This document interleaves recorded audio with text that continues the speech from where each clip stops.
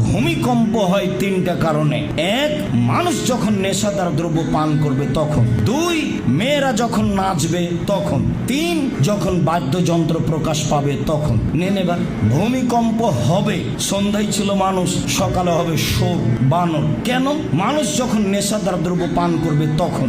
দুই, মেয়েরা যখন নাচবে তখন। তিন, মানুষ যখন বাদ্যযন্ত্র ব্যবহার করবে তখন। সব দোকানে বাজনা বাজে, সব মোবাইলে বাজনা বাজে, সব ঘরে বাজনা বাজে, সব মোবাইলে মেয়ে নাচে, সব দোকানে বাজনা বাজে, মেয়ে নাচে, সব বাড়িতে মেয়ে নাচে। ওখানে তুমি দেখছো, এখানে তোমার বোন দেখে, ওই ঘরে তোমার মা দেখে, এই ঘরে তোমার বাপ দেখে। এই বাড়িটা হচ্ছে বন্যা, জেনার বন্যা, জেনাই সয়লাবে বাড়ি। কি বুঝাতে চাচ্ছ?